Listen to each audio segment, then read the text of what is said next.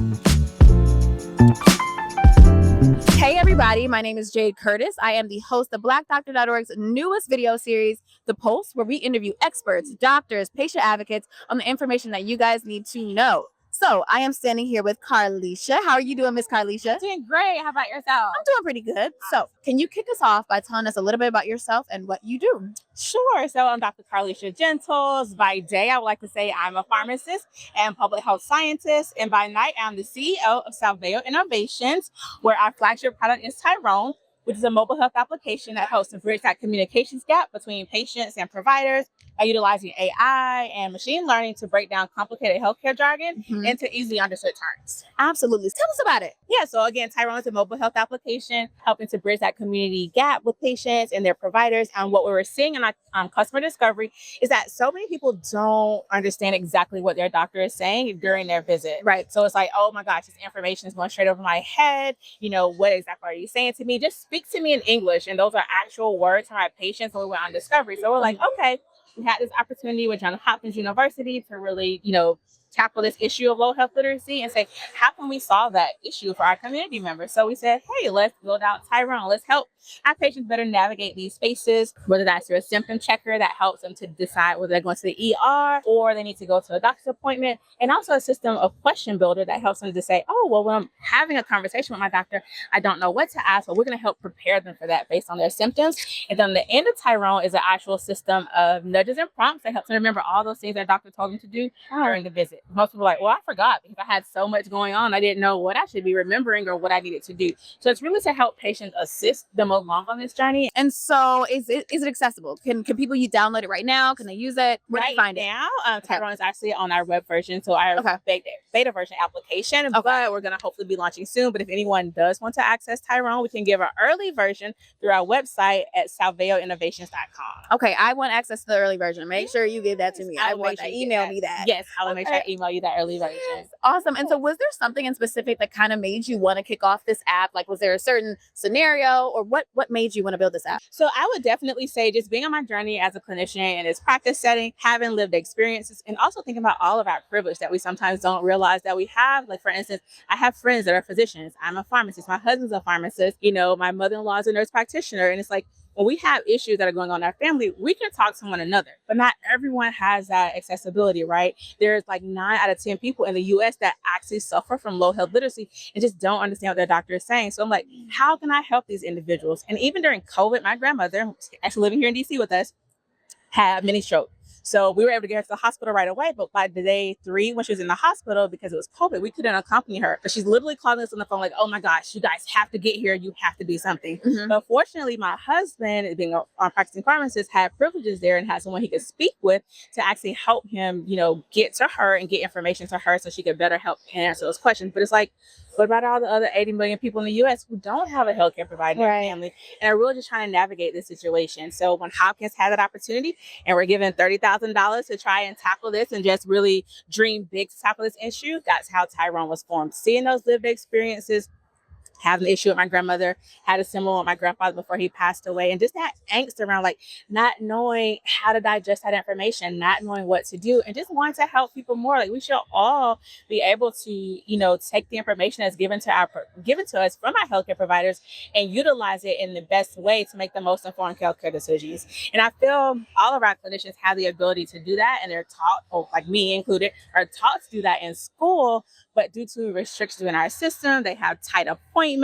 They don't always get to practice that like reteach method or making sure the patients are educated and re-educated if they didn't understand something. So sometimes it's the system that really limits us in that way. And so we're trying to find a way to still empower our patients and increase and have them help them to have an increased sense of self-agency. Absolutely. I love that. I love that. And so that leads me to wonder what makes Tyrone different? Because everyone has access to these new open chatbots and things like that. Yes. So how does Tyrone specifically cater to the Black community? And well, tell me that. How does it cater specifically to our That's community? a really great question. So what really differentiates Tyrone is the fact that we actually built Tyrone from a human-centered design program. So we actually went into the community. It's community-driven. It's community-built, where we went to local barbershops. We went to local libraries. We went into the churches to really see what the problems were. And as we're building and continue to iterate, we took the community along with us. So we built our new feature. We saw the problem was, we took it back to the community. They gave us feedback. We went back to, iterate, play again, take that feedback, and then we continue in this whole process, which we're still doing to this day.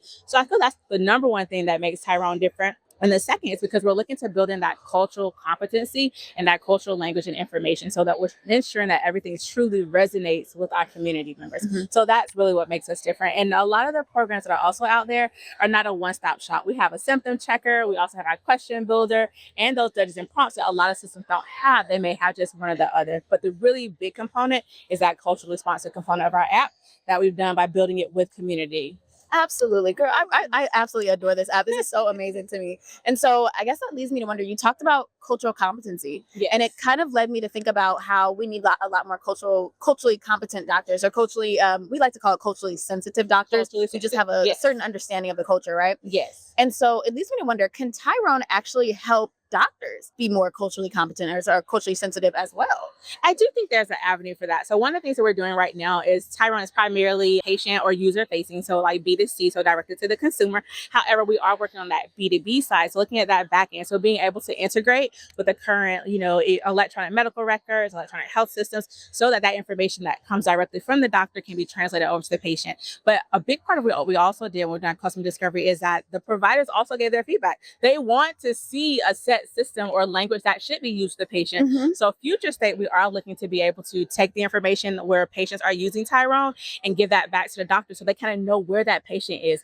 How should I break down this level? What's their best way or methods of learning? Because right now it's just a checkbox on a piece of paper.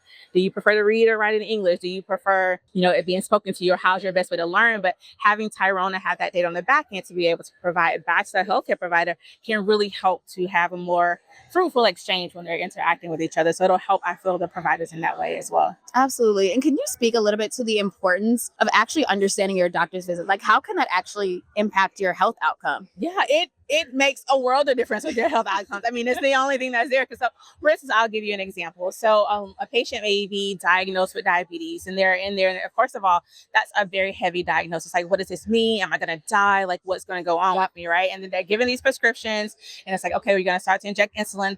That provider may not be able to get a nurse practitioner or a nurse or someone to come in right away to say, hey, let me do an education. But maybe they did. The patient may not be in that mind frame to be like, well, this is how I'm going to use this insulin when I get home. So maybe they rush home. They have their insulin pens, they can pick them up from the pharmacy, but they're trying to use it, but they can't get the medication out of it. So patients will then end up in the ER with high sugar levels and numbers because they simply didn't understand how to properly use their insulin pen, and that it just needed a simple pen needle, but they weren't understanding exactly how or how many units to adjust for. So a lot of that information we hope to bring to the patients with Tyrone as reminders, because they were in that visit, I just got this diagnosis. I hear what you're saying, but it's up here because I have so much else that's going on with me right now. So I really think that's how it'll definitely make a headway pretty much when we're doing that. And it also helps on the hospital and payer side because they're not going to have to deal with those readmission rates or penalty fees because we're going to try and take care of that thing on the front end so the patient doesn't have to come back and be seen for that same issue. Absolutely. And can you talk a little bit about, because I keep saying it, I love this app, and it's because I genuinely do. I cannot wait to use this now that I've heard about it. So can you talk about the importance of incorporating technology into healthcare, into Black health? Yes. And how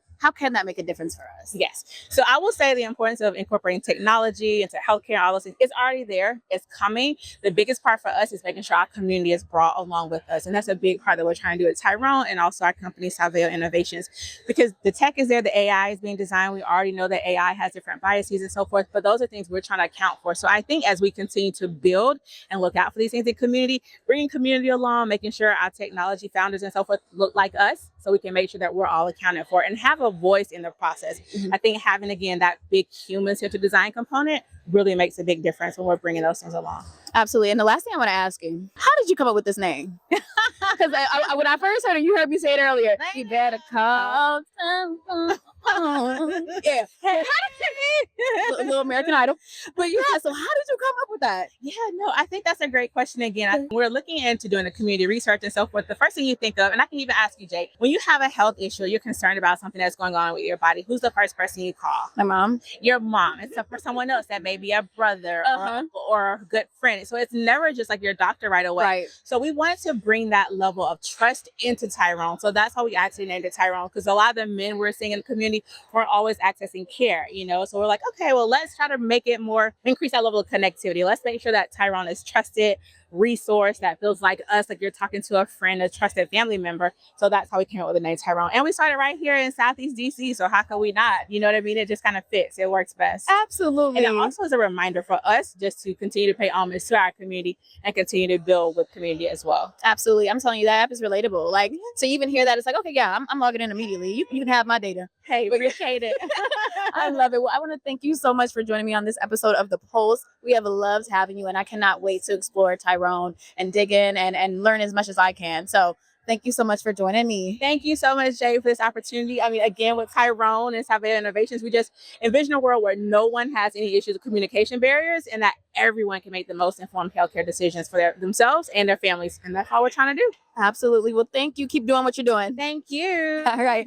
We'll see you guys next time on the next episode of The Pulse.